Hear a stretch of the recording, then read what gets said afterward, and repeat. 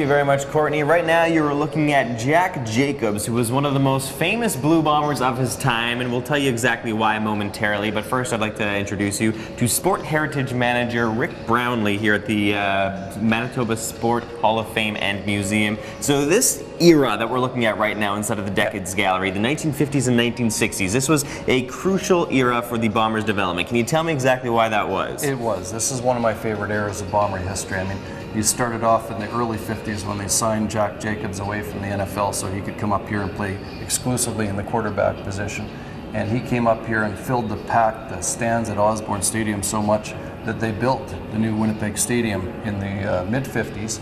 And the next era that led to was Coach Bud Grant, who went on to coach the Vikings. He got his start here in Winnipeg as a player and then as a coach. And they won Grey Cups in 58, 59, 61, and 62. And they actually lost the Grey Cup final in 57. So that's just a tremendous era of history. So 5 trips to the Grey Cup in such a short period of time, with a lot of wins racked up there. Now, when we were talking about Jacobs, you were talking about just how popular he was and how they had to build a new stadium to accommodate the fans. What was it about this guy's charisma? What was it about this guy's style that just responded so well to the people who were coming to the Bombers games? Well, Indian Jack Jacobs was a larger-than-life personality. I mean, we've got a pair of his cowboy boots on display in behind this monitor as well.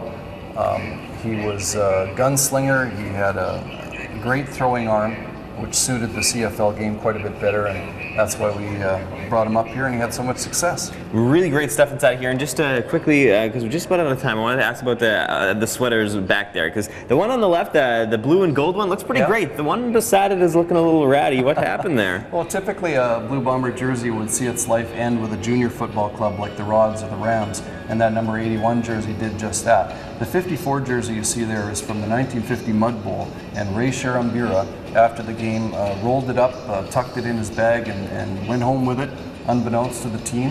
And that's why we're fortunate enough to have a good-looking jersey. Gotcha. Like so number 54 wasn't a hand-me-down. That one got to stay pristine, while 81 got used a couple more times. I want to make sure that you know about this. When you come visit the Manitoba Sport Hall of Fame, you're going to see a lot of great stuff in the galleries, but don't miss out, because we've got a couple of hidden treasures in here. What kind of stuff are we finding in these additional drawers with memorabilia? There's over 40 of these drawers here, Drew, and they're just full of things that fans will just love to see.